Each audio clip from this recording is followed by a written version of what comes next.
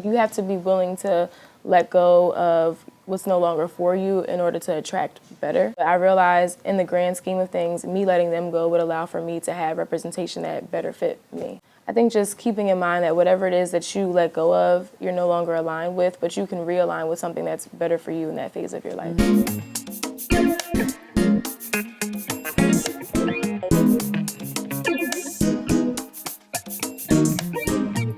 Today I'm interviewing Taylor Hawkins. She is the true definition of a triple threat. She's a model, a content creator, and a creative director focused on storytelling and building community. So stay tuned to hear all about her journey into the worlds of fashion and creative expression. I'm here with the beautiful Taylor Hawkins. Thank you so much for being here today. Thank you for having me. Of course. I know as a model and a content creator and a creative director, you probably have like a million things going on at all times. Yeah. So as do a lot of the ladies who come onto this show. So I just always like to take a minute to say thank you for prioritizing this interview. We first met walking together in New York Fashion Week for House of Yvanna. Yes. Then we recently reconnected at another fashion brand event that you were actually hosting. And it makes me think of that viral video that you made saying that Fashion Week is dead. So tell me a little bit more about what you meant by that and why do you believe that this is true? Oh my goodness. It's so funny because there was like a lot of people who agree with what I was saying who were like in the fashion world and, you know, aren't new to this. And then there were a lot of people that were like, the call is coming from inside the house. And I'm like, girl, like, I'm not in fashion because I'm an influencer. I've been modeling for 11 years and then I got into that afterwards.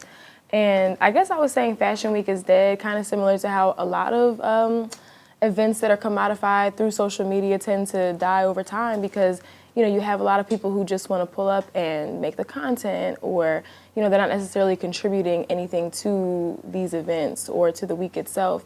They're just trying to get a photo op or, you know, get a viral moment.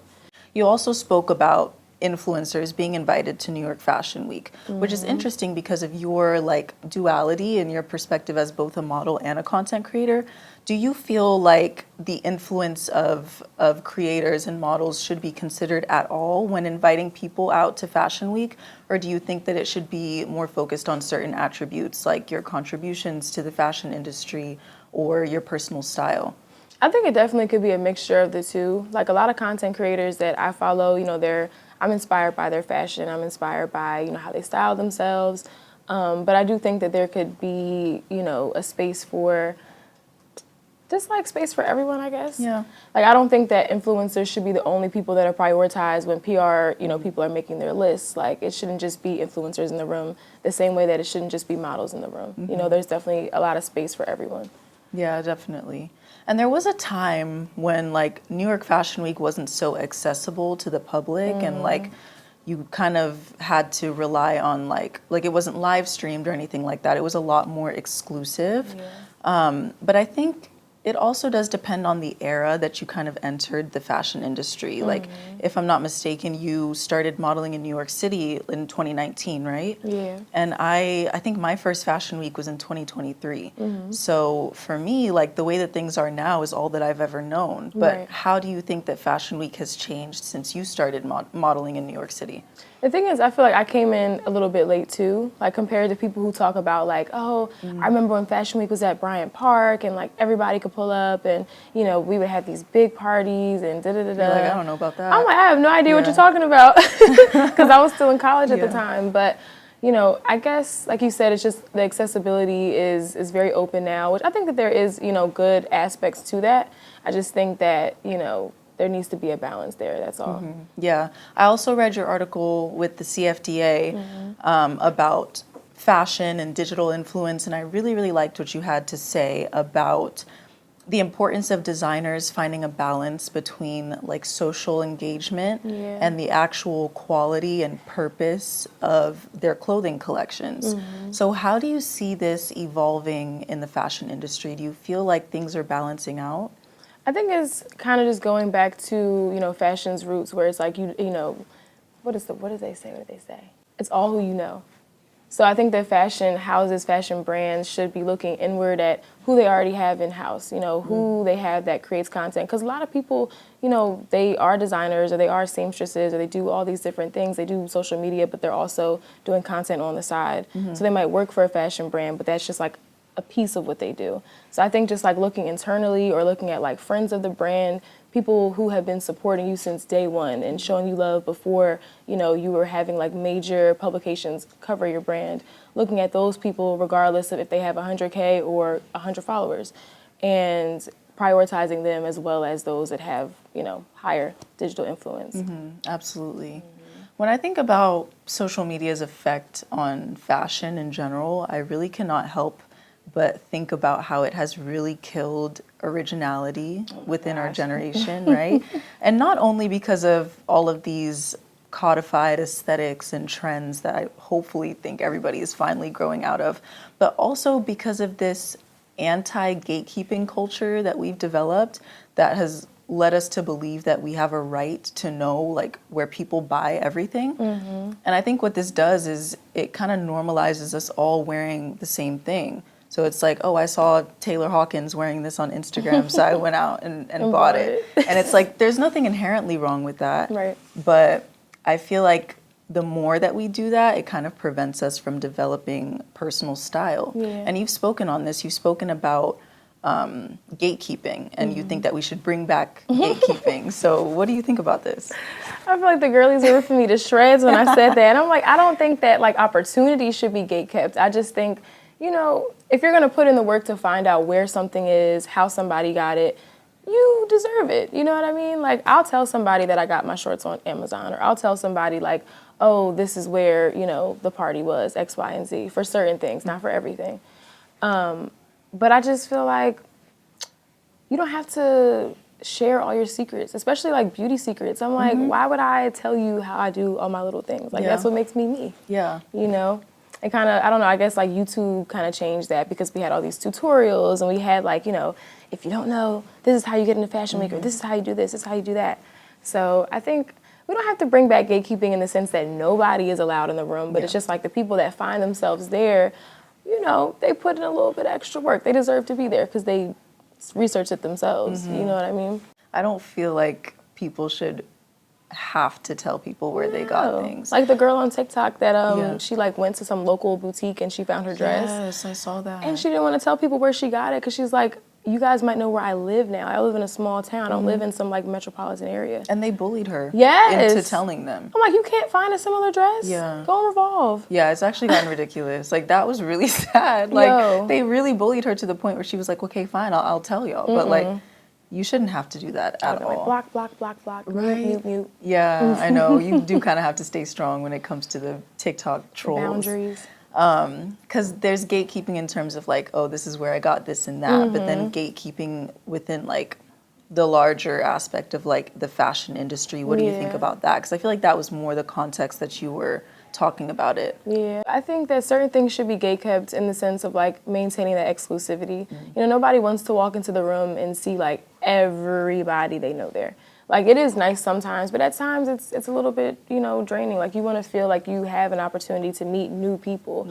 And for somebody like myself, like, I'm constantly in these spaces where I'm networking and I see the same TikTokers. I see the same, like, social media famous people, and they're dope. They're, you know, they deserve all their accolades. Yeah. But I also want to walk into a room that I feel is, like, well-rounded and, you know, has the editors in the room, that has the designers, that have the fashion figures that have been doing this for well over 10, 15, 20 years, because they have a different outlook on all this stuff. They have different experience, and, you know, I feel like that's the more authentic room that we all kind of miss. Yeah, I totally agree with you. I'm not gonna lie.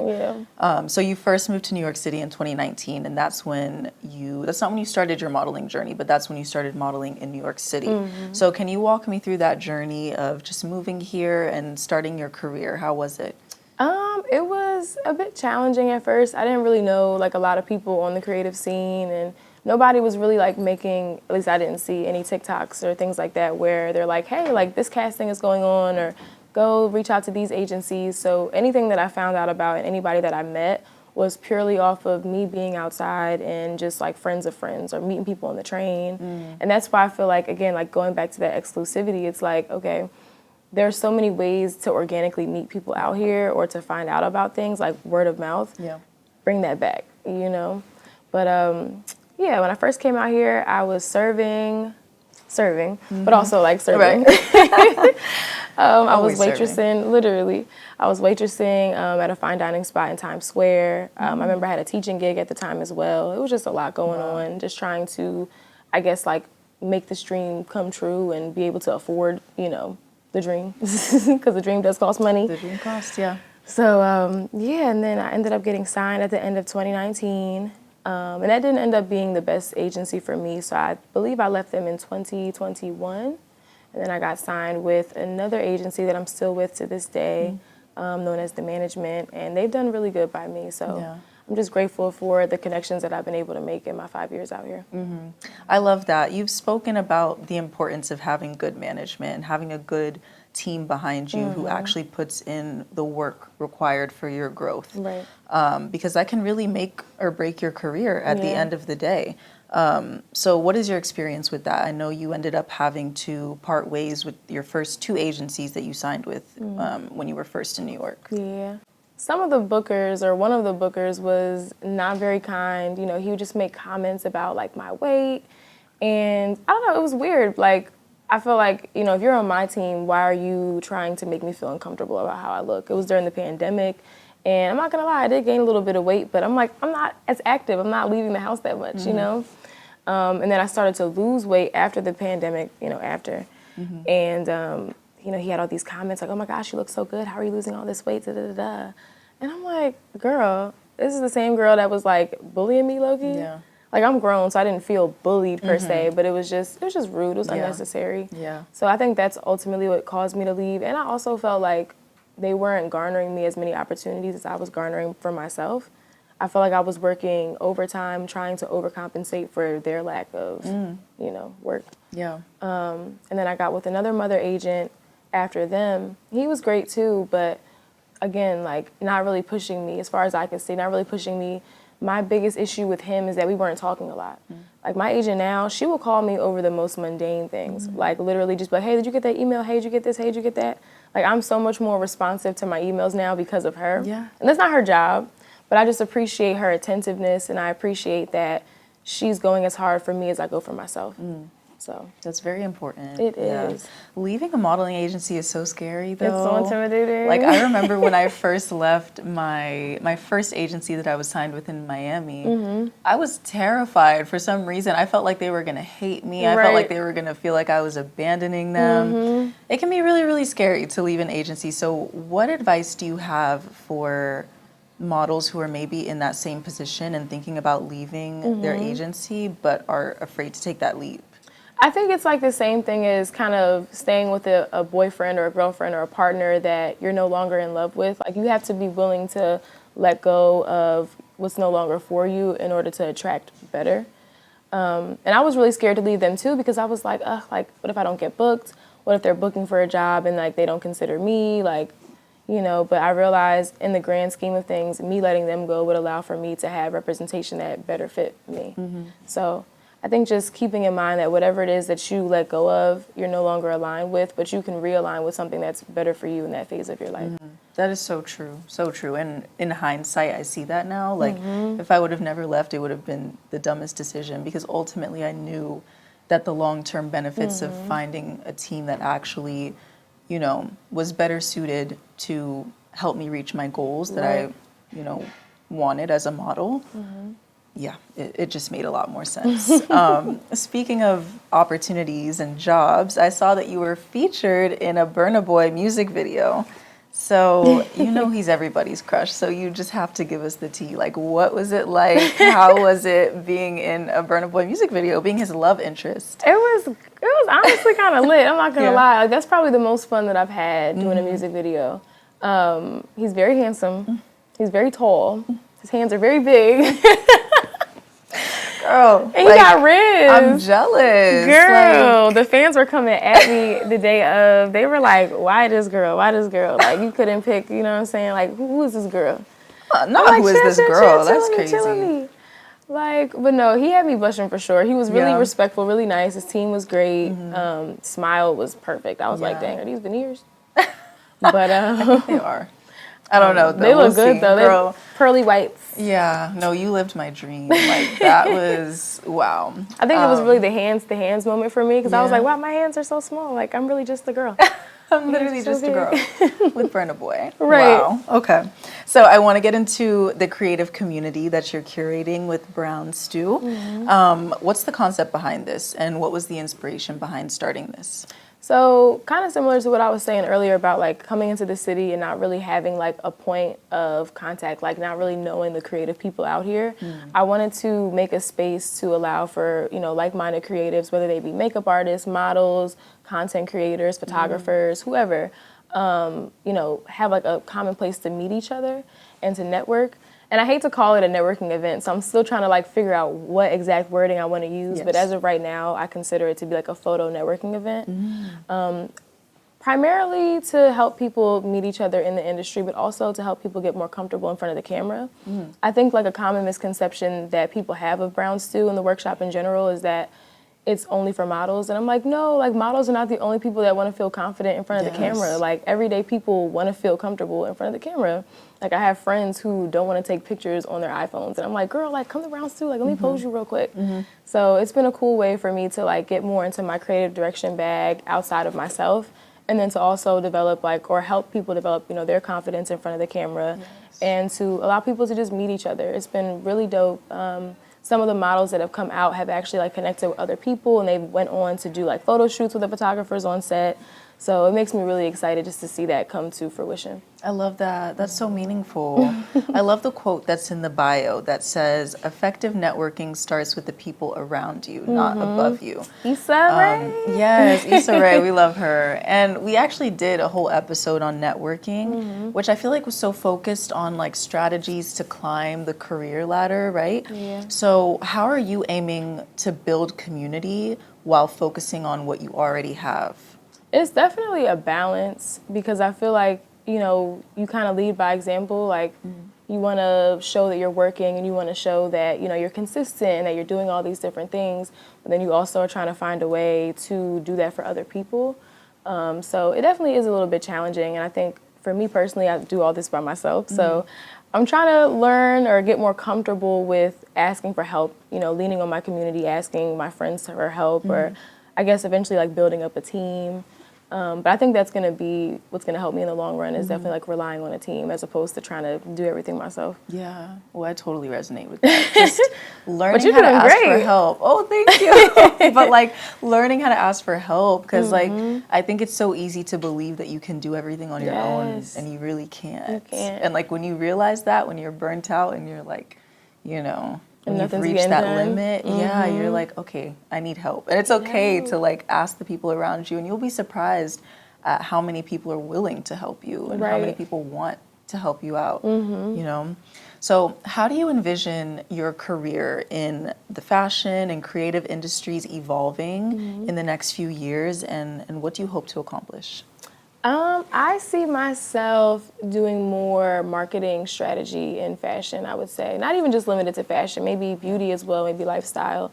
But I think that I'm somebody that can look at a product or a service and assign a storyline to engage the audience and doesn't feel like you're buying into anything. It just kind of feels like, oh, this looks cool, like what's she doing? So I kind of want to take what I've done for myself in my partnerships with brands and do that behind the scenes for a brand where maybe I don't have to be in front of the camera as much. I'm open to it. But, you know, letting someone else kind of have that limelight and me being behind the scenes and curating that, you know, curating the storylines, curating like the marketing strategy. I've definitely had thoughts about getting into digital marketing as well, so we'll see about that. But I feel like everything is like a stepping stone, so just pivoting a lot. Yeah. Oh, I absolutely love that for you because I've seen your short films that you'll like make and you're very, very good at creative direction in general. And you're right, like you can take what you're doing for yourself with your brand collabs and turn that into something even bigger. So I love that for you. Thank you, Queen. Wow, thank you. Thank you so much for coming in and sharing your journey with us and sharing all of your perspectives. I think you're just such an inspirational individual in general. Thank you. You're so sweet. Make sure to check out Taylor at TaylorMade on Instagram and TikTok, and make sure to check out her Photoshop networking sorry. okay. Tell me how to say that again. I would call it a photo networking workshop. Make sure to check out her photo networking workshop on Instagram at brwn.stu. Everything will be linked below. And as always, make sure to tune in next week for another episode of How She Did It.